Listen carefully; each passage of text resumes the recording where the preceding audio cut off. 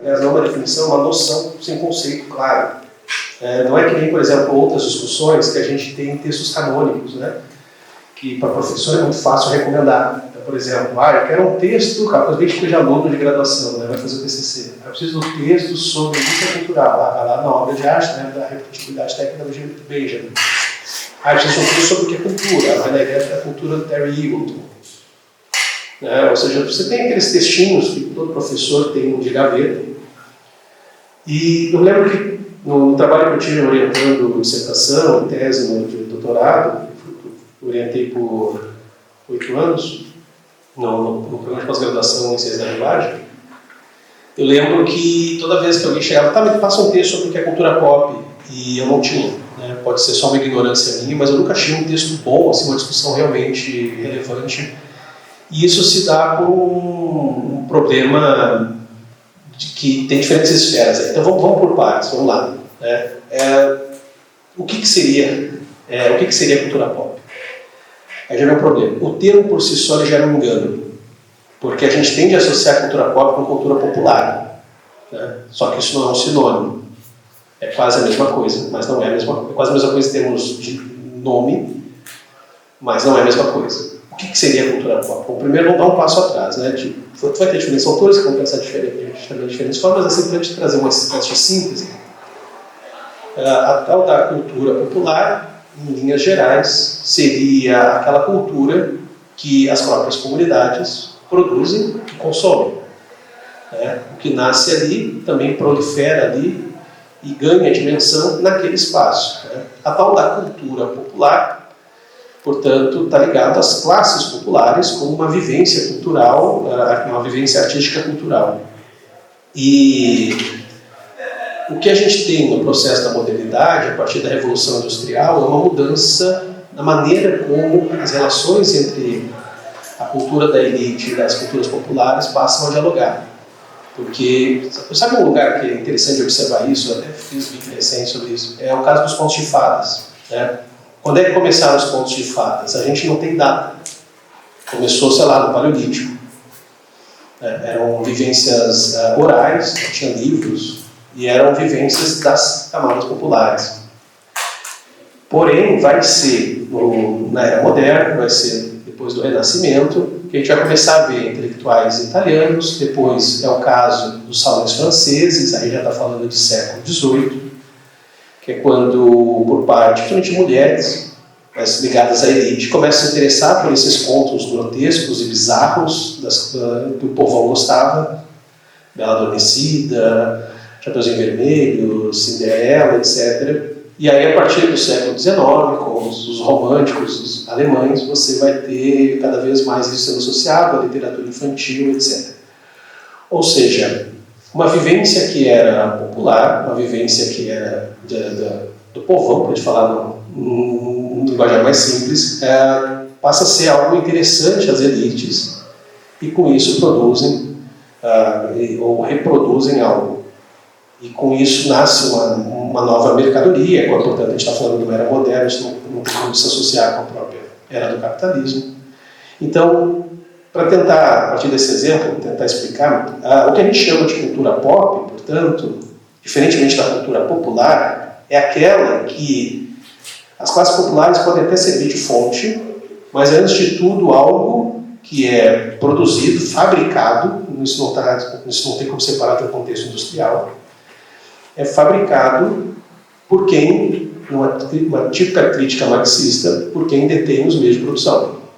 Então você tem uma elite que usa como fonte, muitas vezes, aquilo que é produzido por essas classes populares ou que, de alguma maneira, se percebe que há nelas um interesse, e aí você produz e faz circular. Então, diferentemente daquilo que a gente chama de cultura popular, que são essas obras produzidas e vivenciadas no interior daquela mesma comunidade, a cultura pop, ela é algo que é produzida fora, mas é disponibilizada para consumo naquele grupo. Essa é a crítica tipicamente marxista à própria ideia de cultura pop. Portanto, você vai ter uma longa linhagem enquanto de até mesmo de desprezo da cultura pop, porque ela é vista como basicamente um ultraprocessado, uma espécie de uma engrenagem a mais dentro de um processo de alienação. Mas aí nós temos a escola de Frankfurt para bagunçar isso, né? Eu vejo às vezes por parte de determinadas tradições marxistas de negar a escola de Frankfurt como um herdeiro desse marxismo. Eu acho equivocado, eu acho que a questão mais é que a escola de Frankfurt faz rinha de filósofo, né? Basicamente é isso que a escola de Frankfurt fez. E eles acabaram trazendo outras referências, entre elas Nietzsche. E Nietzsche entra aqui também como uma figura importante para pensar a cultura pop. E sim, eu tinha falado de Nietzsche, para quem me conhece. Porque tem um conceito-chave dentro da filosofia nietzschiana, que é o de potência, né? Que potência não é necessariamente poder, é poder vir a ser, né? É o ser que vem a ser, devir, e o poder vir a ser, ou o poder devir. Por que isso aqui é importante mencionar quando a gente fala de cultura pop? Porque daqui entra essa dimensão ativa do processo, né? Que depois os modernistas brasileiros vão conceituar, que eu continuo dizendo que eu acho que é o mais belo conceito que a filosofia brasileira produziu, que é o de antropofagia cultural. Ou seja, o entendimento de que, assim, vamos usar paralelos fisiológicos, que a provocação era essa mesmo. Sim, a gente come ultraprocessado, mas o nosso cocô pode ser adubo, né? Então, dito de outra forma, a ideia é a seguinte: sim, essa era da cultura pop, essa era da cultura fabricada e disposta enquanto mercadoria para consumo de grandes populações, essa era, ela nos enfia goela abaixo muita mediocridade, muita... Compare com ultraprocessado de comida mesmo, aquele hambúrguer que o sabor dele é câncer, né? Hambúrguer sabor câncer. Então você consome essas coisas, mas o cocô, as fezes mesmo, podem ser adubo. Adubo para que alguma coisa surja a partir disso. Ou seja, no momento que a gente consome, no momento que a gente metaboliza, no momento que a gente processa, consciente ou inconscientemente, a gente pode ter um resto que pode até parecer de menor valor, algo que a gente descarta, como o cocô a gente descarta, mas aquele adubo, dali alguma coisa nova surge. E essa outra coisa que pode vir a surgir pode ser engolido também nesse mesmo processo, né? Então, assim, por exemplo, peguemos o caso do hip-hop. Hip-hop é um exemplo maravilhoso disso, né? Pega o hip-hop dos anos 80, nos Estados Unidos. O hip-hop ele surge como uma expressão máxima da antropofagia, né? Até mesmo a própria estrutura de montagem do hip-hop, de você pegar um sample. Era muito comum essa primeira geração de artistas do hip-hop serem colecionadores de disco. Era importante você colecionar, porque isso indicava que você tinha repertório para conseguir extrair os mais diferentes samples ali, ou remixar diferentes músicas. Figuras como África Bambaataa, por exemplo, até tem piadas da época eles fazendo isso, que eles trocaram o tráfico, aquela ritualística do tráfico: mano, me consegue um negócio aí e tal, me consegue o bagulho virava disco, né? Pô, esse disco aqui é raro, eu consegui onde? Assim, eu peguei de fulano e tal, ninguém sabe que eu tô com ele aqui e tal, assim. Então você tinha essa circulação e essa produção que tinha muito a ver com aquela vivência comunitária, periférica, e que nos anos 90 foi reapropriado pelo próprio sistema, né? Então, assim, aquela mesma galera dos anos 80, aquela galera negra e latina das periferias das grandes cidades, que pegaram uma série de músicas, essas produzidas pela indústria cultural de sua época, e com isso criaram algo novo, nos anos 90, novamente, ou seja, aquilo que foi fertilizado e cresceu, novamente foi apropriado, e mais uma vez se tornou uma mercadoria, se distanciando daquela origem, daquele começo, né? Hoje a gente tem hip-hop até mesmo no K-pop, né? Se vocês vão pegar qualquer banda de K-pop, é o segmento hip-hop do K-pop, né? Então, eu estou pegando toda essa questão para dizer o seguinte: o que a Escola de Frankfurt vai trazer como debate, é sempre bom lembrar que a Escola de Frankfurt não é monolítica, eles são indivíduos com ideias diferentes também, mas o que eles vão trazer como debate vai ser, o que a gente faz com isso, né? Com essa tal dessa cultura pop, que não tinha nem esse nome, e hoje eu vou explicar porque nem sequer tinha esse nome na época. Mas o que a gente faz com esse negócio que depois a gente veio chamar de cultura pop? que a gente faz com isso? Né? E você tem uma polêmica ali entre Adorno e Walter Benjamin, porque o Adorno vai ser muito mais pessimista em relação a isso. Na verdade, o Adorno vai ver que não há alternativa. Né? Eu sempre lembro de um episódio que eu acho maravilhoso, tem no YouTube se vocês querem ver o Adorno surtando, porque as pessoas surtavam antes. A gente acha que gente, é todo mundo vulgar. Não, todo mundo sempre foi barraqueiro. O barraco ele é uma coisa mais constante da humanidade. E tem um vídeo do Adorno, mal-humorado, reclamando dos protestos dos anos 60, e ele dizendo que a coisa mais ultrajante naqueles protestos era a galera ficar escutando música pop. Era a galera ficar reproduzindo Beatles ou qualquer outra coisa. Ele dizia assim, olha, para mim, esses movimentos dos anos 60, essa conta dos anos 60, a maior prova do quanto que ela isso é algo perdido, fracassado, tem a ver com o fato de que eles estão se opondo a um sistema, mas consumindo esse mesmo sistema. Já o Walter Benjamin não teve a sorte de viver até os anos 60, né? Teve que tirar a própria vida fugindo de nazista. Mas o Walter Benjamin já tinha uma visão diferente. Né? O Walter Benjamin, principalmente naquele texto tão lembrado, que a obra de arte era da sua reprodutibilidade técnica, o Walter Benjamin vai falar que, bom, há uma resposta. Né? Tanto que a última frase do texto é contra a estetização da política, que no caso era do fascismo, né? Contra a estetização da política do fascismo, a gente responde com a politização da arte, do comunismo. Então, enfim, o ponto é que essa polêmica é interessante porque ela vai se sintetizar, ela vai a sua forma final enquanto polêmica vai ser nos anos 60, a partir de um texto, de um livro muito importante para esses estudos de cultura pop, que é o Apocalípticos Integrados, do Humberto Eco. Né? E o nome do livro já é o nome dessa polêmica. Então, de um lado, você vai ter aqueles apocalípticos, muito ligados a uma perspectiva marxista/adorniana, do tipo, não tem o que fazer. Abrir concessões, conciliar com esse sistema é apenas a manutenção de um processo de violência e de apropriação cultural.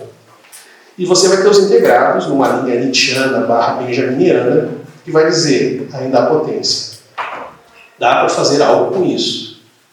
Uma vez que a gente assimila, uma vez que a gente digere, nós podemos produzir. Que isso que a gente vai produzir no dia seguinte também vai ser novamente roubado de nós? Vai, porque assim que é o capitalismo. Mas isso não quer dizer que não há potência em nós.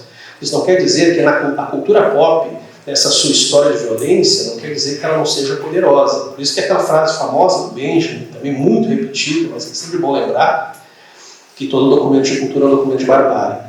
Então, o entendimento de que a crítica desses integrados nessa linhagem nietzschiana-benjaminiana, a crítica deles é a seguinte, olha, vocês estão demandando uma cultura limpa que nunca houve. Sim, a cultura do capitalismo ela é suja, porque ela é atravessada por uma lógica de mercadoria, por uma lógica de consumo, por uma lógica de apropriação e de controle, mas a cultura sempre foi assim. Em outras épocas ela só estava suja de sangue por outros motivos.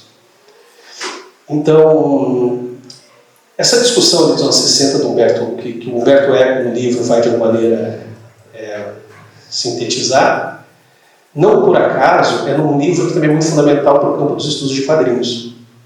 Porque no Apocalípticos Integrados tem um capítulo do Humberto Eco sobre o Superman e tem também um subcapítulo onde ele analisa Peanuts, de Charles Schulz, que é o que tem Snoopy, para quem não conhece, o Charlie Brown, e tal. E aí, a partir dos anos 60, que a gente tem o começo dessa discussão, ganhando já os termos que a gente tem hoje, a tal da cultura pop. É a partir dali que surge esse impasse teórico, filosófico, sobre o que fazer perante a cultura pop. Que abordagem nos cabe perante a cultura pop. De um lado, a gente encara ela como simplesmente uma perpetuação de um processo violento e, portanto, não devemos em nada abrir concessão, ou a gente adota essa violência, entende a violência como também parte do mecanismo da própria criatividade humana, e, portanto, a gente discute, a gente analisa, a gente produz, a gente processa, a gente consome, né? A gente antropofagiza. Só que vem uma questão, né? E o termo cultura pop? Então, onde é que vem esse negócio? E aí é interessante perceber. Não é por acaso que isso nos anos 60, porque nos anos 60 a gente tem a pop art. O que a gente chama de cultura pop, na verdade, é uma codificação das formas de produção e consumo que a pop art, enquanto vanguarda artística, produz. Então, assim, por exemplo, nessas horas a gente tem que olhar para artistas como Andy Warhol, Roy Lichtenstein, entre outros, porque, por exemplo, o Andy Warhol, o ateliê dele não chamava de ateliê, ele chamava de fábrica, né? Factory. Então, vocês pegam aquelas imagens típicas, né? Vamos puxar aquelas mais senso comum da pop art, aquelas imagens repetidas da Marilyn Monroe e tal. A ideia era mostrar que essa indústria cultural, sobretudo americana dos anos 50, o auge do American Way of Life, ela produziu um excesso. Ela era marcada, acima de tudo, por um excedente. Tudo era muitas coisas repetidas e consumidas. E a gente tem que lembrar que foi nos anos 60 que a Inglaterra conseguiu cada vez mais atingir um estado de consumo, a Europa como um todo, ainda sob os efeitos da Segunda Guerra Mundial. Então havia, nos anos 60, finalzinho dos 50, nos anos 60, havia uma espécie de boa vontade por parte das camadas populares, uma boa vontade com esse mundo do consumo que se descortinava para quem não era americano, e para os americanos já era um momento já de início de uma crítica a essa bonança consumista que foram os anos 50. Então, a pop art surge como uma tentativa justamente de processar esse excesso, de processar essa coisa chamada cultura, essa coisa que a gente chama de cultura pop. Não é à toa que o Andy Warhol vai produzir até algumas coisas, o pessoal esquece isso, né? Um crítico de arte famoso, que é o Hal Foster, vai falar disso. Que o Andy Warhol, mesmo que tiver aquelas mais antigas da Marilyn Monroe, a gente esquece que ele fazia isso muito de pessoas que morreram. O Andy Warhol chegou a fazer esse mesmo procedimento com fotos de acidente de carro, fotos extremamente grotescas.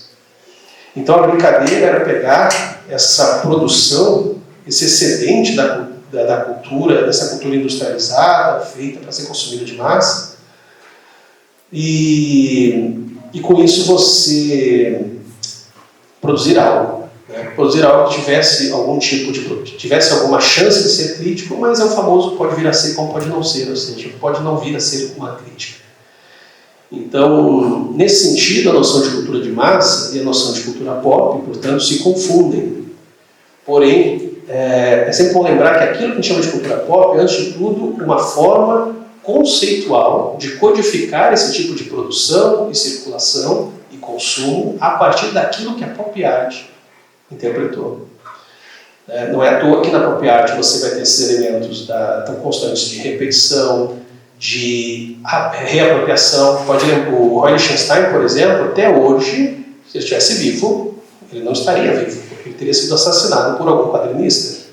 Que até hoje os quadrinistas têm ódio do Roy Lichtenstein por causa das apropriações que ele fez de histórias em quadrinhos e ele expôs no museu. E aí muitos quadrinistas da época, que eram quadrinistas famosos, que fazia, sei lá, Marvel, DC, todos os editores, eles ficaram sabendo. O que a gente faz ninguém considera arte. Aí quando um cara que a gente não conhece pega um quadro nosso, amplia, expõe no museu com aquele cara que é o artista.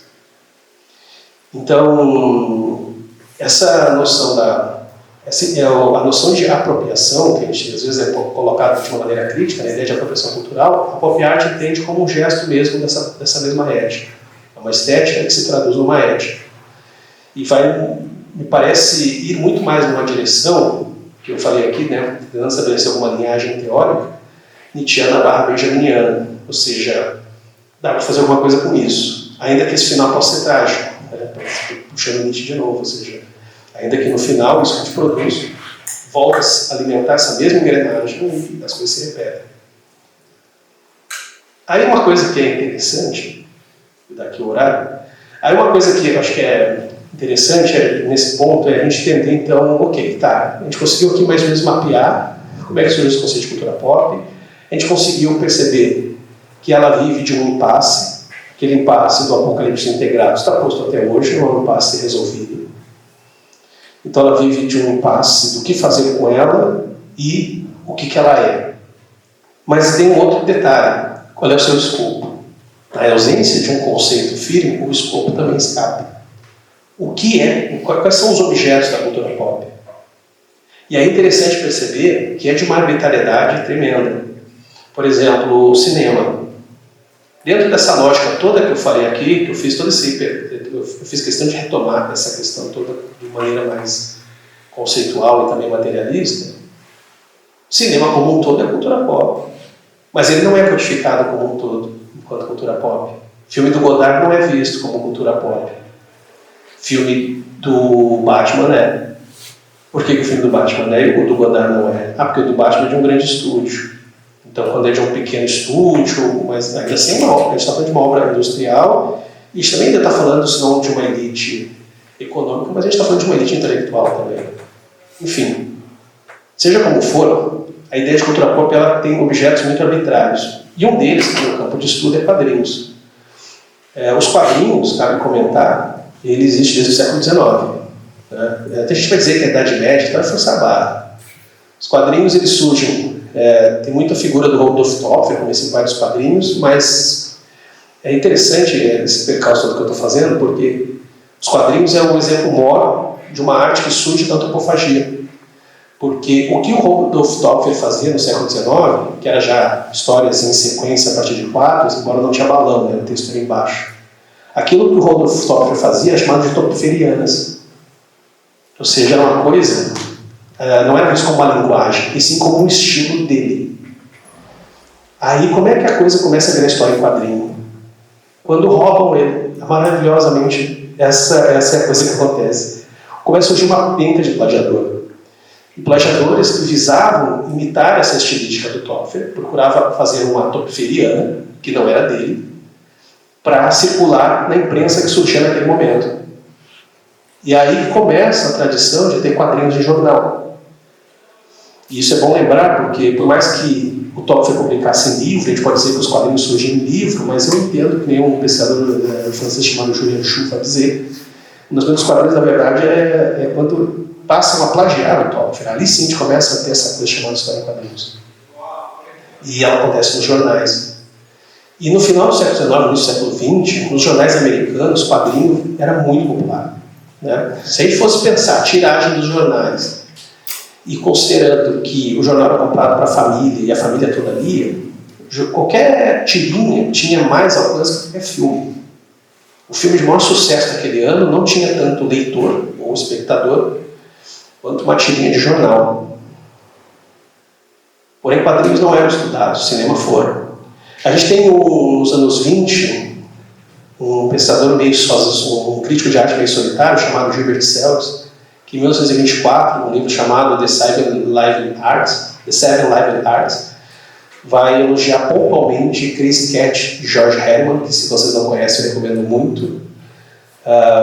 Não sei porquê, a galera do BDSM gosta bastante dessa tirinha, porque é um gato que bate num gato e joga um tijolo no gato, e o gato interpreta isso como uma demonstração de amor. Então, dar-lhe uma tijolada na cara é paixão. E aí tem um cachorro que intervém com uma figura da lei, um policial, para dizer, parou essa bagunça. E toda a tirinha é a reprodução dessa mesma situação. A genialidade está em como é que isso acontece em cada tirinha. E o George Herman foi muito influente até mesmo para os surrealistas, pelos seus cenários oníricos e tudo mais. O Gilbert Sells elogia o George Herman, fala, olha, isso aqui sim, isso aqui mostra que o quadrinho pode ser arte, mas é o único também. Ele é a única pessoa e é a única tirinha comentada. O estudo de quadrinhos, por exemplo, vai surgir, vejam só, muito em função do Humberto Eco, no seu Apocalíptico Integrados. A gente está falando de anos 60, que é quando se começa a codificar esse negócio chamado cultura pop. Antes disso, as histórias em quadrinhos não tinham ponto de inserção no debate acadêmico, no debate intelectual. Era simplesmente um grande outro que não cabia discutir.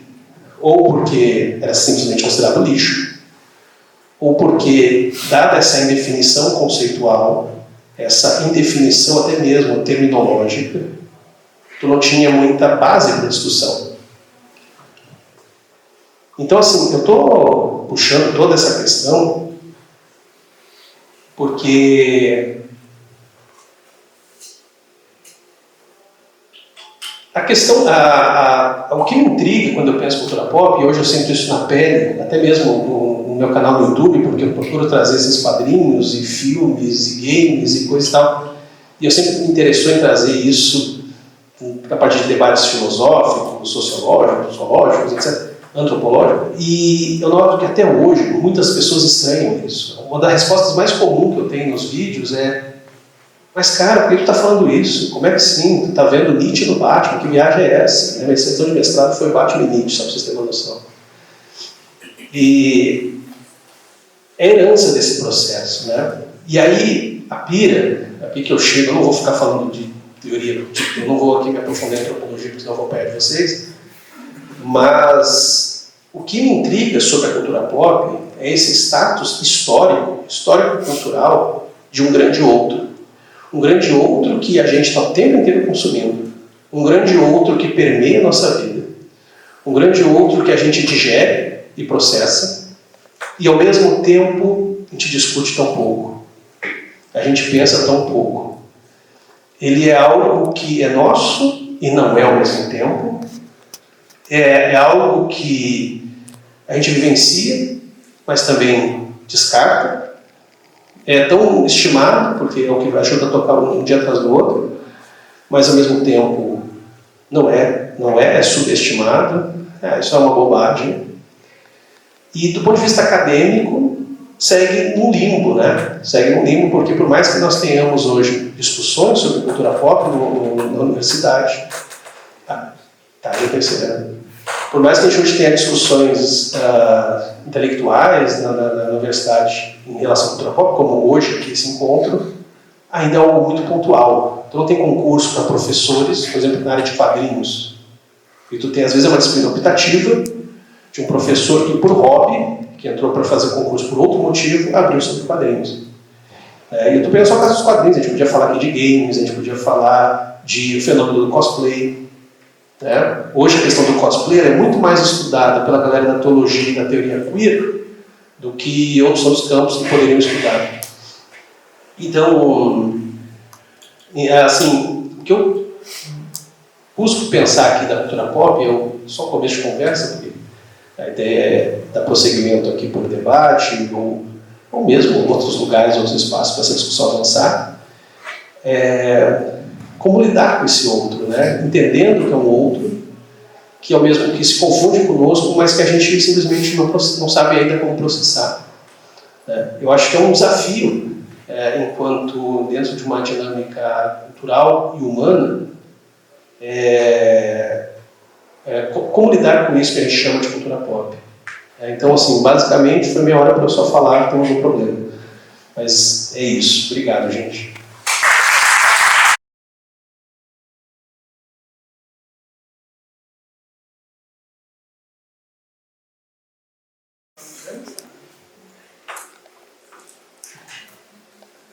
Boa noite, boa tarde, gente. Por alguma razão, sentindo que perdi minha voz um pouco. Nesse caso, aceito o microfone com prazer. Agradeço, primeiramente, o convite para estar aqui. Também agradeço a fala do Alexandre. Quando eu fui convidado para falar, já com esse título, nosso cuidado, sobre antropologia e arte na cultura pop, pensei justamente a partir de, o que eu fui chamado? E me deram uma certa resposta, mas mesmo assim estava pensando justamente na distinção que mencionou o Alexandre agora, sobre a diferença entre cultura popular, que me sinto mais familiarizado através das pesquisas e vivências, e a cultura pop, que certamente não me vejo como especialista. Nesse caso, eu confesso que, ao mesmo tempo, fico, de certa forma, feliz de não me posicionar como especialista. No caso, até em parte, reconheço que essas coisas acontecem, mas me sinto um pouco desconfortável, os três homens brancos aqui falando da cultura pop. Mas eu acho que, assim, por isso mesmo, eu queria mais jogar uns questionamentos, assim, partir da minha própria ignorância a respeito do tema, e talvez fazer alguns erros possíveis diferenciações e complicações da relação entre cultura pop e cultura popular, né? Se a gente pode pensar por aí. Mas eu queria, na verdade, começar por justamente jogar de volta seja para a comissão que pensou no título, o que vocês estavam pensando em termos da cultura pop. Eu acho que é interessante pensar, né?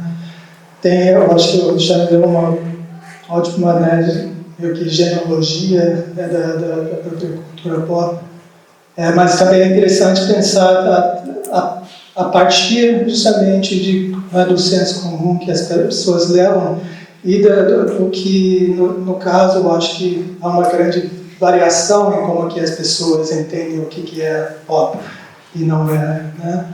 Então, eu queria assim, escutar um pouco de pessoas que fizeram o título ou que, né, concordaram com o título, de como que vocês estavam pensando essa noção da cultura pop e possivelmente sua relação com narrativas e antropologia, né? Não sei se alguém aceita falar um pouquinho, mas depois poderia voltar e retomar alguma ideia de como que eu vejo um caminho possível, né, da antropologia para chegar a essas discussões da cultura pop, né? Onde que tem esse encontro entre a antropologia e seu olhar pela cultura e talvez desvio em relação à cultura pop.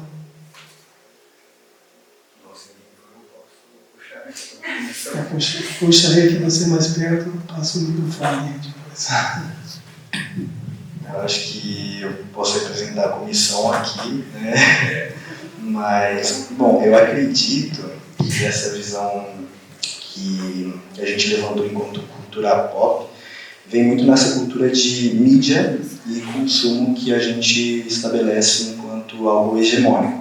Seria, acho que, muito cultura de artes como games, animes, super-heróis, músicas como hip-hop, K-pop, pop no geral, realmente coisas que estão em diversas mídias que estão sendo consumidas tanto pelas comunidades mais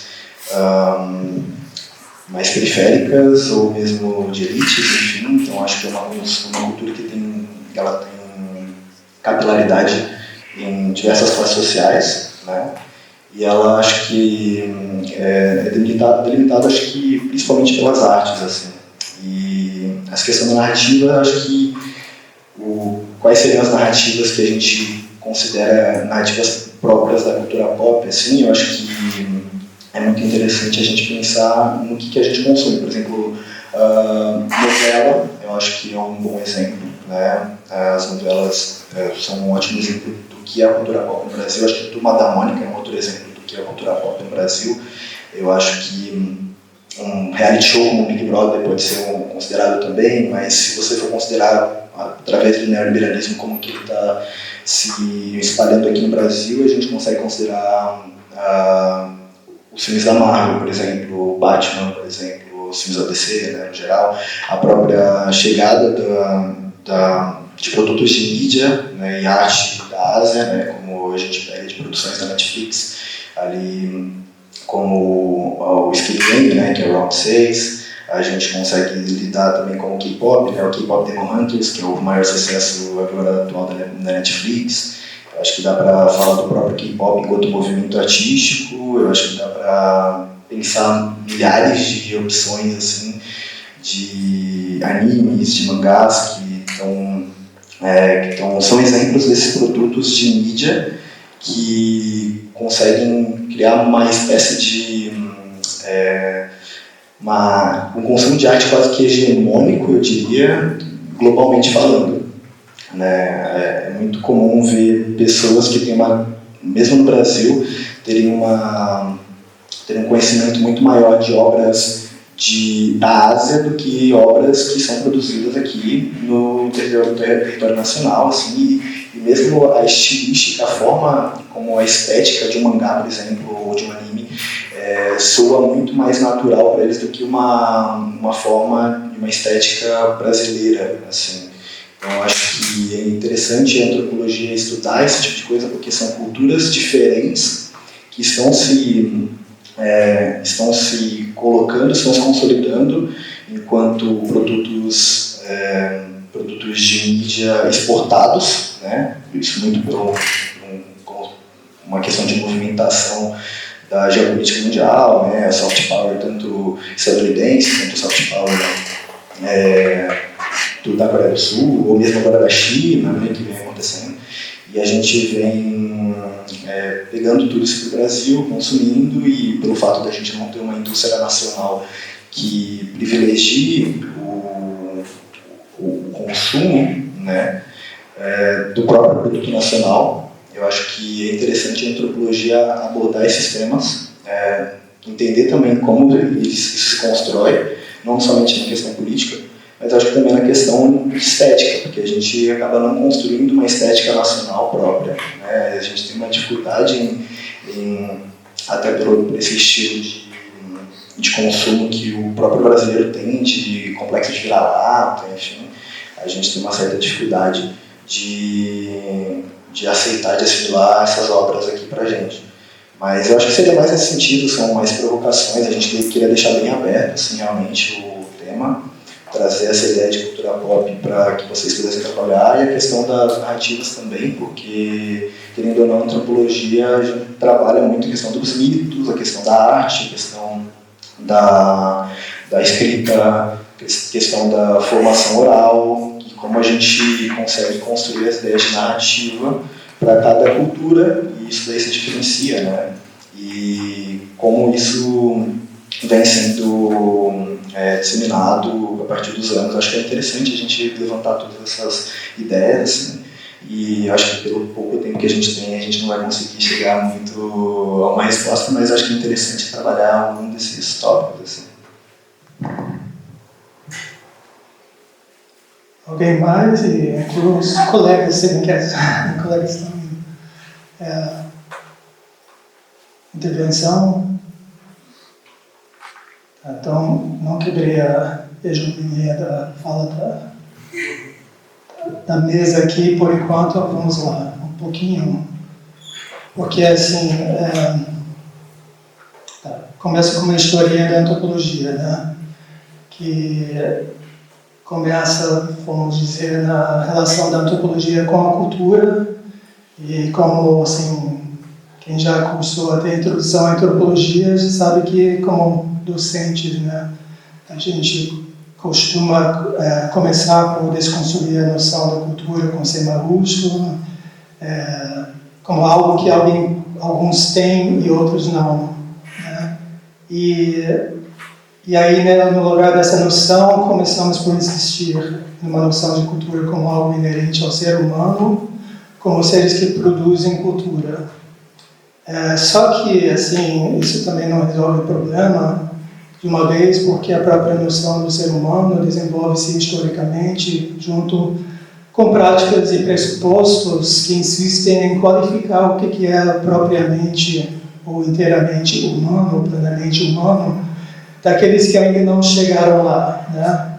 Ou seja, por mais que a cultura desloque questões raciais, os próprios pressupostos, ou seja, os preconceitos, né, que levaram a produzir a noção de raça, acabam voltando de formas mais ou menos sutis em discursos sobre a cultura e sobre produtores humanos. Então voltaremos a essa questão, mas aí falta fazer a ligação com a cultura pop, né? E gostaria de primeiro, né, ressaltar que a antropologia começa, né, por basicamente excluir, né, essas referências ao que vem a ser aos poucos chamado de cultura pop, justamente por ser associada à cultura hegemônica euro-americana capitalística, né, que seria justamente contra essas práticas culturais que a antropologia se investe numa noção das culturas locais e busca, né, meio que pensar essas culturas locais como se estivessem descontaminadas de suas relações, né, de seus índices com a cultura pop, vindo do centro, né, falando no sentido global. E aí, nesse caso, é interessante que, ao mesmo tempo, acontece que aqueles que aproximam-se demais dessas culturas locais e buscam problematizar a própria relação entre a cultura local estudada, né, classicamente pelo antropólogo, acaba na medida que acaba se identificando demais, né, com a cultura, ou tendo a demanda de distanciar-se da própria cultura de onde vem, no caso de um antropólogo nativo, acabam ficando numa relação problemática, né? Assim, que eu teria como pensar uma das razões implicadas no racismo institucional que manteve a Zora Neale Hurston, né, efetivamente excluída do clã dos antropólogos no seu tempo, era justamente o intuito que ela insistia em situar suas escritas em proximidade às formas de cultura negra que pesquisava, recusando de assumir a distância certa esperada dela, tido como tanto mais importante porque é aquele clã justamente, né, assim, foi assim, essa demanda é feita a ela justamente por ela ser entendida como vindo da própria cultura negra, então teria que distanciar-se da mesma para fazer parte do clã dos antropólogos, né? Agora, evidentemente, não estão mesmo nesse lugar, mas é interessante pensar, né, no caso que leva se a gente salta 50 anos, nessa pequena história, teria como, sim, o primeiro livro que eu conheci que trabalha com cultura popular, né, isso ainda no caso fora do Brasil, seria de Johannes Fabians, que escreveu Moments of Freedom, Momentos de Liberdade, Antropologia e Cultura Popular, no final dos anos 90, trabalhando com processos culturais ditos populares na África e mais particularmente no Congo, na República Democrática do Congo, né? E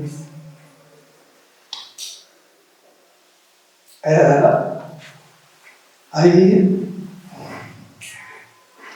assim, tem como resumir o livro dele, ou só as abordagens da cultura popular, mas importa justamente pensar em como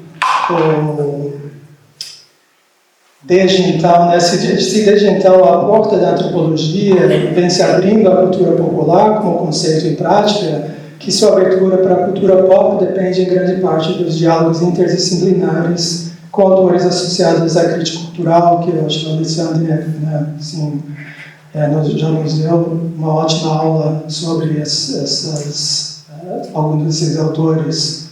E, portanto, também não vou citar esses intelectuais. É interessante até notar como que certos dos intelectuais que trabalham com cultura pop acabam sendo ou referidos como intelectuais pop, né, ou auto-referindo-se como intelectuais pop, dependendo da forma, né, de como que esse termo acaba sendo também utilizado, né.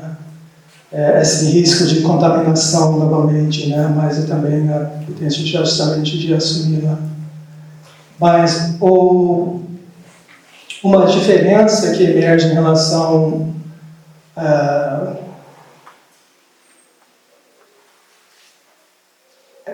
nessa relação envolve o reconhecimento de processos sociais e históricos envolvendo a separação efetiva com quem produz e quem consome cultura, né, como o Alexandre indicou. Mas se esses estudos da cultura de massas ressaltam a ideologia imposta desde a perspectiva dos donos da produção cultural, os estudos da cultura pop tendem a assistir justamente nas diversas formas de consumo desses produtos tidos como culturais.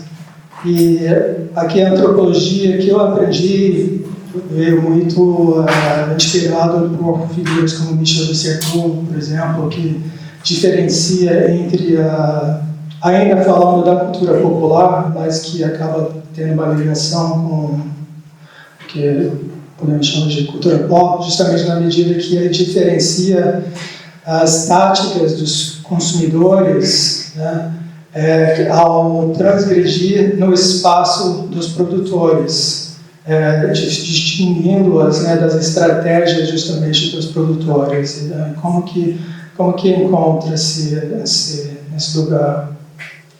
E aí foi mencionado o conceito mais local do antropofagismo, né, já como uma outra forma que foi cunhado do Giselo, justamente de pegar aquilo que seria associado à cultura estrangeira e consumindo e transformando em outra coisa.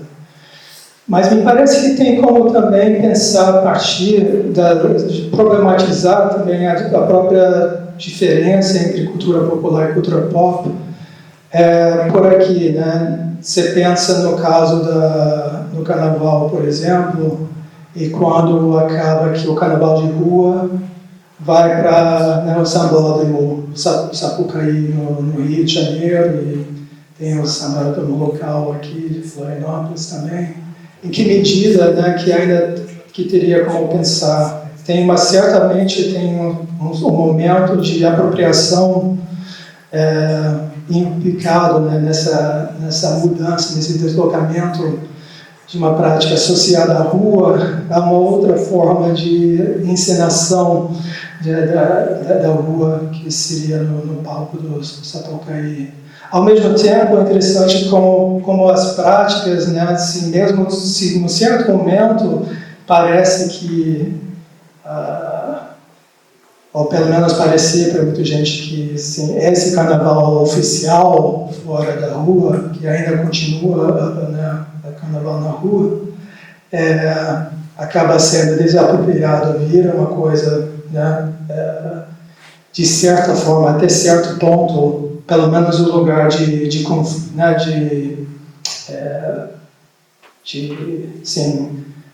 conflito e ambivalência, né, em relação a quem era dono do carnaval do Sapucaí, se era Globo, né, mesmo como eles se apresentam. Mas, ao mesmo tempo, vamos dizer, a partir de 2018, por alguma estranha razão, né, ou seja, nenhuma coincidência ali, justamente tem uma explosão de blocos de carnaval com justamente uma perspectiva bem fortemente na linha do Benjamin, no sentido de uma politização da estética, nesse caso dos blocos, fazendo uso, né, da linguagem do próprio Sapucaí para detonar o presidente e os seus minions, no caso, que começaram. Né? Não por acaso, justamente referindo-se a uma outra forma, né, de pensar a própria relação entre cultura popular, que poderia ser pensada como uma cultura pop, dependendo de como definimos. Porque me parece que uma rachadura que atravessa a própria distinção é justamente, né, o que o Du Bois, né, no início do século, entendia justamente como a linha de cor, né, que ele usava. E, assim, nesse sentido de como que uma ideia global da raça, segundo a Denise Vieira da Silva, né, acaba, assim, atravessando as próprias distinções que são colocadas. Né? Aí teria como pensar, para além do carnaval e dos embates dali, também em relação ao funk, né, por exemplo, onde também tem uma questão complicada, porque de um lado vem certamente das comunidades a quem é dirigida, poderia ser nesse sentido pensado como popular, né, e certamente mas ao mesmo tempo apropriando-se de vários processos associados à cultura pop, né? É interessante até se fosse projetado. A imagem queria trazer do Mr. Catra, onde ele começa por dizer que, olha, funk não tem nada a ver com... não vem do funk lá dos Estados Unidos e também não vem da gente, mas é uma coisa alemã, dos Kraftwerk, né, da banda Kraftwerk. Ele fala o alemão muito melhor do que eu. Mas é muito mais uma provocação, né, que ele faz, mas aí, ao mesmo tempo, é uma provocação tática, vamos dizer, em relação à própria busca de criminalizar o funk, né, no Brasil, que até, em certo momento, é levado para o Congresso, né, debater se iam transformar em lei, né, tudo, né. E aí, nesse caso, é interessante mencionar o caso da antropóloga Milene Mizrahi, por exemplo, que ela acaba indo para depor, né, nas conversas e disputas que acontecem a respeito da tentativa de criminalizar a cultura e a música funk, né, pensando em como que vem juntos, e também justamente buscam criminalizar por associação à criminalidade, né, não por acaso. E aí é interessante que depois ela é convidada pelo Globo, pelo Fantástico, né, a depor sobre o que ela entende da cultura folk, seu estudo principalmente do Mr. Catra. E aí, num certo momento, né, ela fez a deposição, vai pro Globo, perdido no mundo das entrevistas, e de repente ela escuta uma música que começa justamente com a voz dela, né, falando que funk é cultura, né? E aí esse acho que da banda Cipher, né? E também ia tocar para vocês, mas procurem depois, é interessante que justamente essa banda pega, né, a voz dela do Fantástico, cita e coloca no início da música funk deles, onde eles depois passam justamente a falar, né, contra, fala que a funk sim é criminal e nós vamos mostrar porquê, né, mas ressignifica toda a noção da criminalidade, assim como da própria noção que funk é cultura.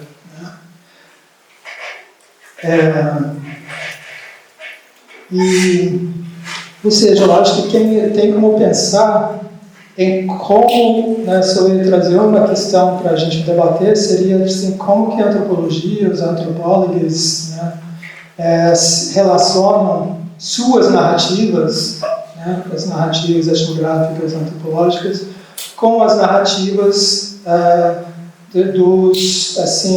das pessoas que consomem ou produzem, né, reparando, né, sempre ressaltando essa diferença, mas também as ambiguidades, em certos casos, de quem está consumindo e produzindo em certa medida ao mesmo tempo ou não, pelo menos em nome de uma comunidade, né, de como que a antropologia pode se deslocar, precisa se deslocar, em uma medida, para poder dialogar com a cultura pop, justamente não descontaminando-se pela forma acadêmica, né?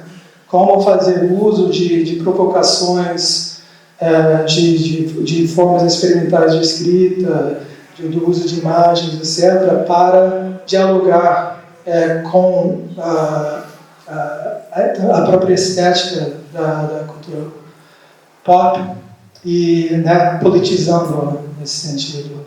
Tem um livro para fazer uma ligação entre a figura que eu mencionei da Zora Neale Hurston.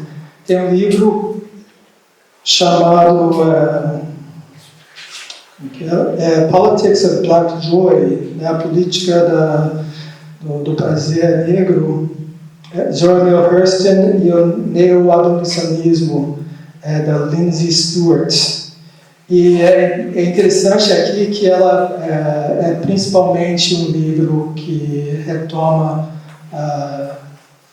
as escritas de Zora Neale Hurston para pensar essa política do prazer negro e feminino e feminista, desde uma perspectiva negra e feminista. Ao mesmo tempo que entre cada capítulo, dirigido-se principalmente a Zora Neale Hurston, tem um pequeno interlúdio, e em cada desses interlúdios ela faz referência, descrevendo e discutindo uma das canções do álbum Lemonade, de Beyoncé. Né? Oi? Beleza. Opa. Lá demais, gente. E aí, então, ela faz uso justamente das referências de Beyoncé, de um lado, para atualizar a discussão da Zora Neale Hurston, também para problematizar, né, as formas com que nos relacionamos tanto com a cultura pop quanto com a antropologia e sua história de exclusão, de uma forma bem provocante. Né? Eu acho que ela oferece entre tantos outros exemplos. Só para terminar, né, tem outros exemplos possíveis. Né?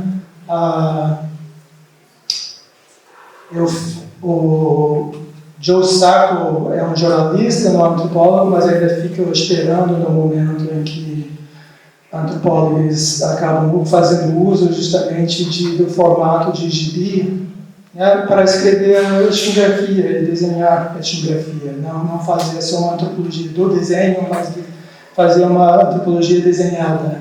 Né. Mas tem, assim, não existe uma fórmula evidente. Tem diversas formas provocativas de fazer uso, né, de referências a esses diversos mundos que poderiam ser associados. Tem uma antropóloga que trabalha com prostitutas de luxo, e aí no final do livro dela, ela faz um foto-ensaio, justamente de si mesmo, mas emulando as fotos que se encontram justamente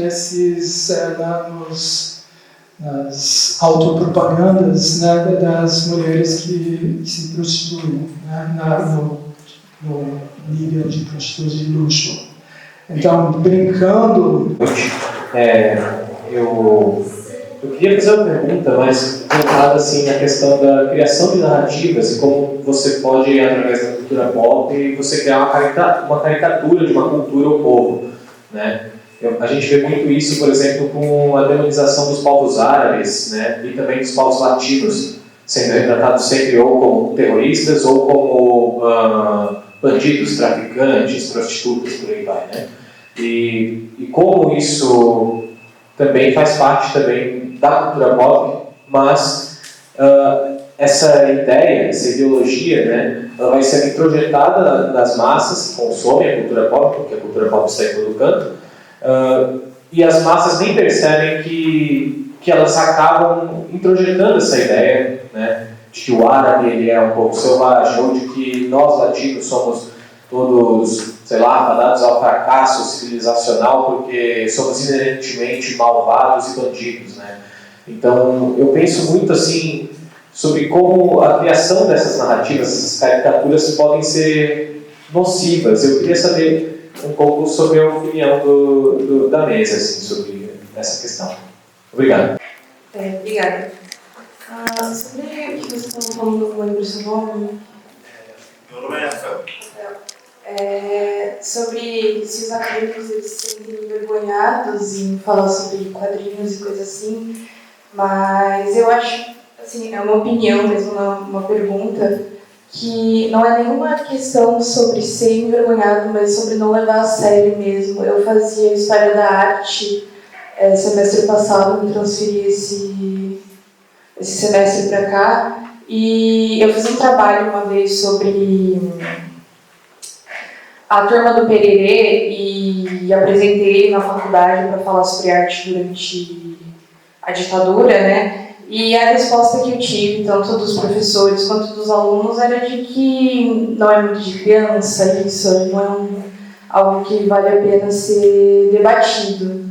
Então, era isso, assim, só um comentário mesmo. Eu sou Gabriela Rosa, da Filosofia da UFSC, e eu queria puxar uma pergunta sobre a temática que passou assim, nas falas de cultura popular e cultura pop, porque ainda na linha do que o Link puxou do debate Adorno Benjamin, teoria crítica ao marxismo, de integração ou não, nos Estados Unidos, como tu trouxe do cinema e tal, parece ser mais difícil fazer essa linha, mas se a gente pegar talvez o Brasil como de exemplo, de que tem um aspecto imperialista ou colonizador em algum sentido, porque a gente já tinha aqui uma cultura, várias expressões de cultura popular muito fortes, né, em que o produtor de cultura é o povo, e está ali numa comunidade que produz essa cultura, né, seja expressões que hoje a gente tem no moderno maracatu, samba, capoeira, mas a gente vê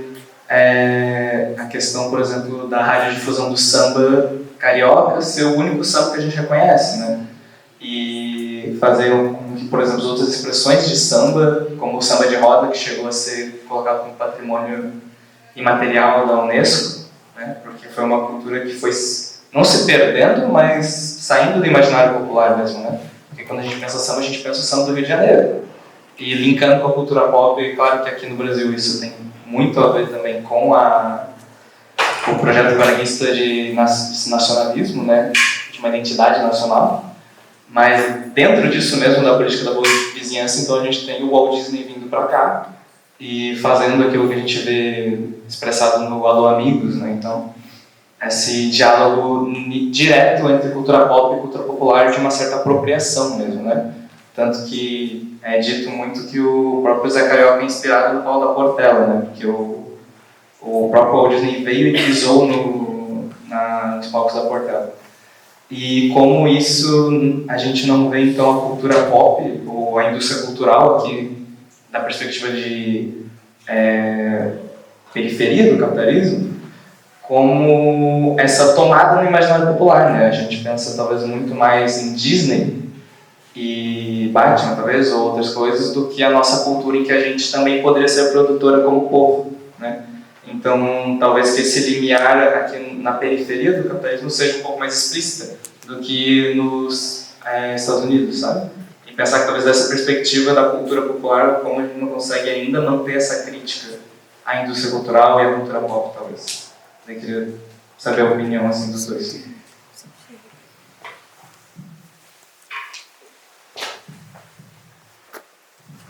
Indo também nessa questão sobre a própria apropriação do capitalismo sobre diversas obras culturais, eu queria saber se, na percepção de vocês, se até mesmo nesse processo de antropofatização de tanto industrializados, né, da cultura pop quanto de outros, se é possível criar uma obra que realmente questione e até mesmo possa ajudar, de certa forma, a abalar esse sistema que se retroalimenta, que se apropria de obras e, enfim, se é possível talvez abalar ou superar esse sistema a partir de obras que funcionem um questionamento crítico, aponte as contradições, enfim.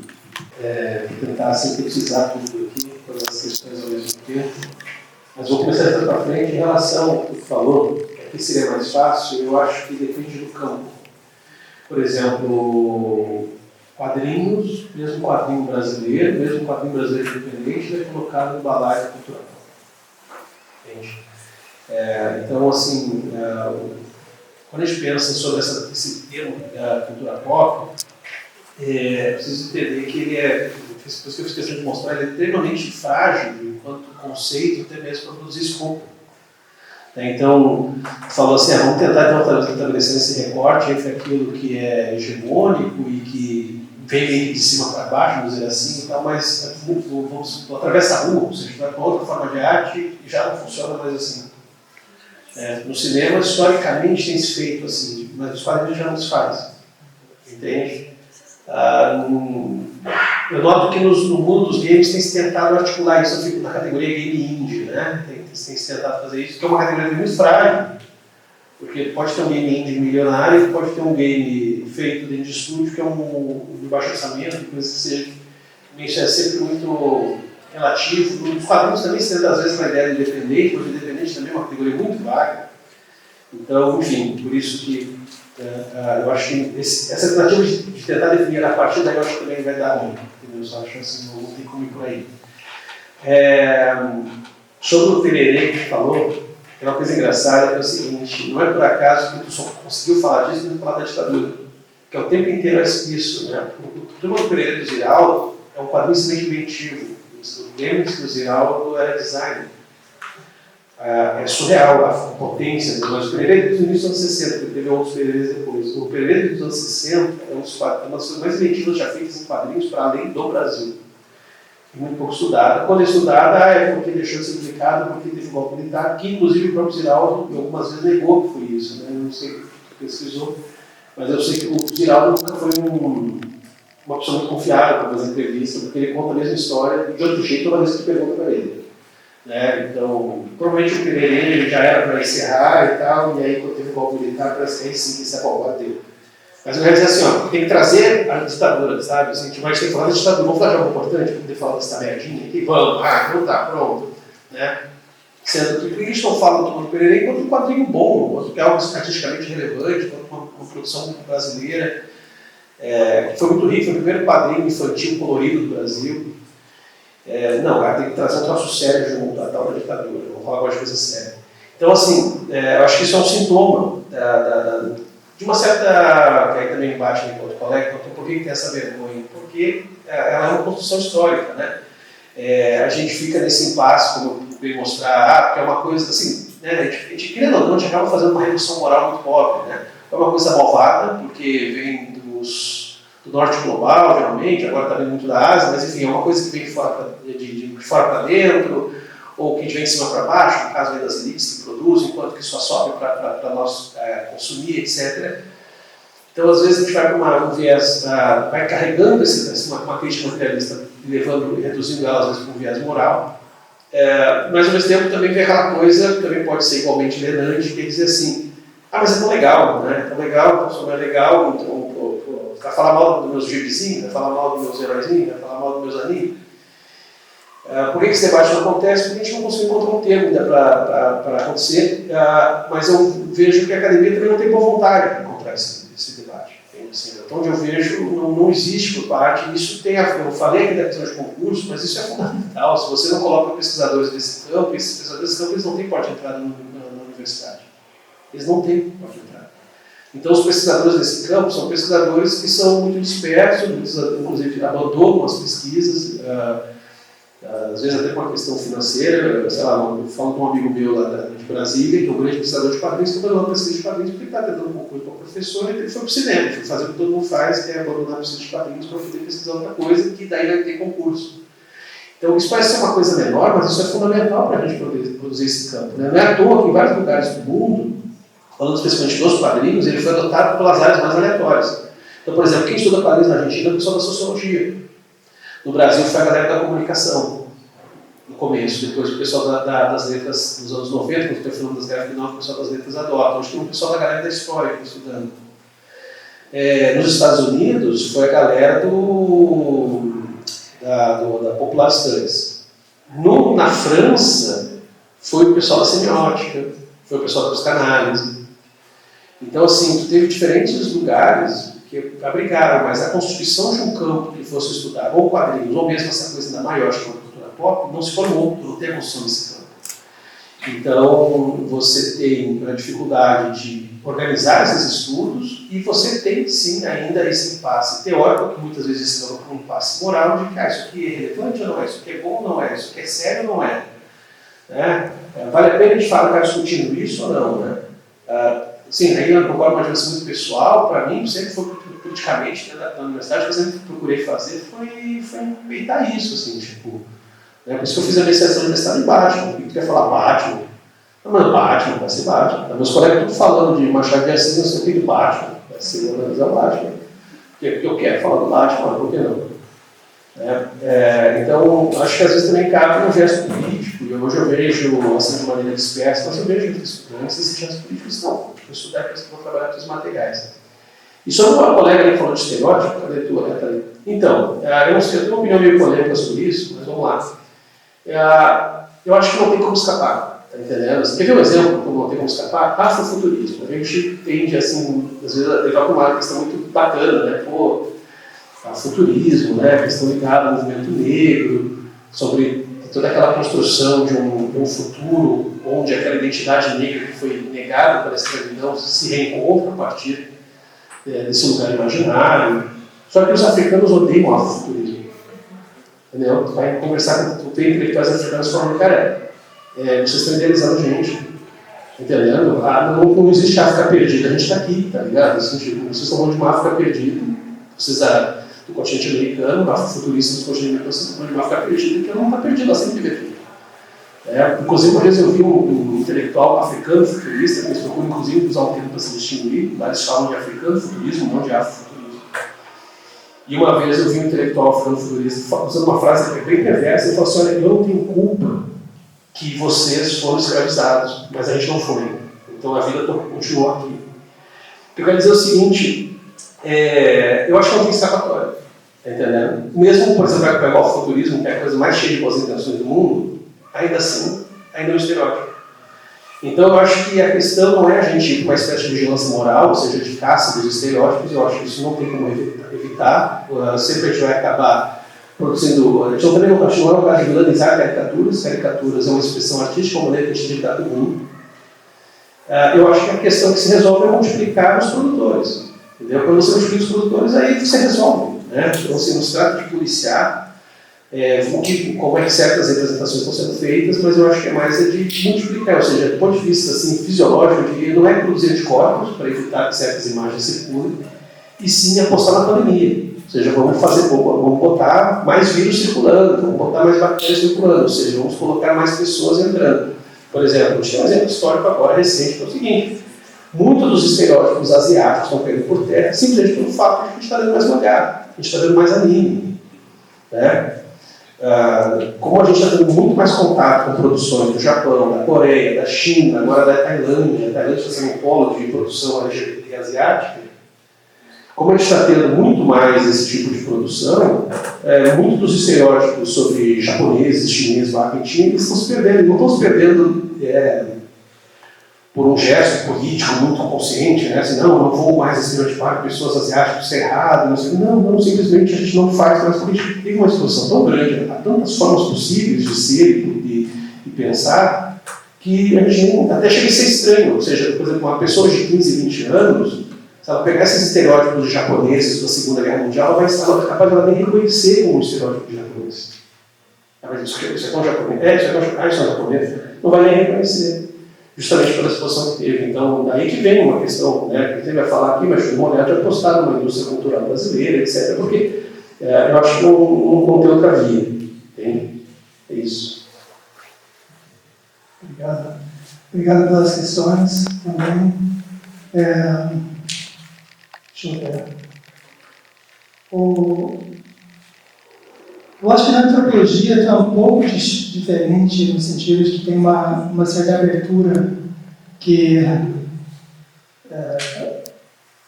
não teria em outros lugares, até certo ponto, né? Agora, assim, eu acho que a situação talvez é justamente da possibilidade de construir pontes entre, já, né, justamente apropriando-se do fato, né, de que abriu-se a pesquisa antropológica com cultura popular, de pensar sobre esses lugares e modos com que a cultura popular também chega a algo que pode ser pensado em termos utópicos. Né? Em parte, me parece que tem outro lado, que é justamente como que qual é a forma de relacionar-se, né, com as formas associadas à cultura pop, né? Essa é uma questão importante, né? De como lidar com suas incongruências, com suas fraquezas, e quais são, assim, de pegar outras formas de abordagem teórica também como inspirações, né? Por exemplo, eu acabei não citando na minha fala, um lugar que eu pretendia ir, que é justamente pensar com o Jack Halberstam, né, que escreve o livro, acho que é o único livro dele traduzido em português, A Arte e Queer do Fracasso, onde ele começa com um capítulo chamado Low Theory, Teoria Baixa, né? E lá ele começa esse livro e esse capítulo, na verdade cada capítulo começa com um diálogo vindo de Bob Esponja, né? E ele usa o Bob Esponja para falar sobre questões filosóficas, né, e políticas ao mesmo tempo, de um modo bem provocante, né, pensando justamente em ressituar a forma com que a gente relaciona com essas, né, produções da suposta baixa cultura, né, low theory e low culture. Eu acho que depende muito das pessoas até presentes aqui, né, na audiências aqui presentes, no sentido de forçar a barra, né, no sentido, tem um aluno que está fazendo TCC sobre sempre esqueço o nome exato, mas é o anime Shoujo Kukemi Utena, né, que acaba tendo um site de fanfiction e site de, assim, discussão dessa série, que a série é de 1997, eu acho que foi lançado o último episódio, né? Mas aí foi redescoberto alguns anos atrás, colocaram um site de fanfiction, é interessante porque é um lugar onde a língua franca é inglês, mas na verdade tem pessoas como ele, brasileiros e brasileiras, e tem pessoas japonesas, tem pessoas inglesas, é uma mistura, e onde usam justamente esse site enquanto uma forma de produção, de um lugar de discussão LGBTQ+, né, a partir das histórias do anime, né, ressignificando o anime. Então, tem várias formas de consumir e aí de relacionar com essas práticas de consumo, né, da cultura pop. Tem o caso da antropologia que eu citei, em relação, né, a como discutir as formas de apropriação implicadas na cultura funk, né. Eu acho que aqui que também, assim, não é por acaso que tem muitos trabalhos, eu diria, hoje, né, sobre de antropólogos, né, sobre pessoas formando em antropologia, relacionado tanto com, né, esse aspecto do carnaval quanto da cultura funk, né, e justamente enfocando esses lugares mais ambivalentes na medida que é apropriada pela indústria cultural e como que as pessoas se ressituam enquanto consumidores de algo que ainda vejam como deles ou delas, né? E aí foi mencionado também, tem essas forças muitas vezes contraditórias, né, de outros processos, como falou da Unesco e de como que, assim, no caso agora falando da cultura popular, mas dessas transformações que acontecem ao buscar enaltecer uma prática, como aconteceu, falo em um artigo sobre o que aconteceu com a capoeira, mais particularmente a capoeira Angola, quando a roda de capoeira, que é traduzido no inglês, que é do patrimônio imaterial da Unesco, então, tudo feito em inglês, e lá é traduzido como capoeira circle, né? Não é nem o ringue que teria sido melhor, o ring, existir uma certa... Mas o Circle acaba meio que fazendo com que toda a história imbuída na violência da escravidão, de onde vem a capoeira, tudo acaba sendo reduzido a uma coisa tão redonda e sem problemas como o Circle, né? Ou seja, uma figura geométrica que parece super consumível, né? Justamente porque elimina as festas que justamente associam-se com os elementos que poderiam, né, que tendem a ser transformados em estereótipos dos outros, né? Mas nesse caso, eu acho que depende novamente da forma com que se situa com a suposta violência do funk, por exemplo, né, de mostrar outras vozes que apropriam-se justamente desses estereótipos, mas invertem seu significado.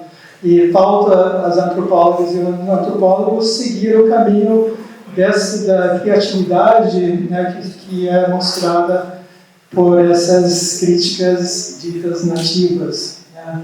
E achar modos de trazer essas formas, né, de ressignificação nas suas próprias escritas, né, que pode envolver justamente coisas como paródia, como ironia, como outras formas de escrever que excedem, né, os padrões acadêmicos, evidentemente, né? Assim como espero ser. Eu fico aguardando o momento em que alguém faça um TCC, né, na forma de um desenho em quadrinhos. Um desafio para vocês, lançado novamente. Obrigado. E é isso, gente. Muito obrigado por todo mundo que estava aqui. Novamente agradeço a presença do Link, do Scott. E, gente...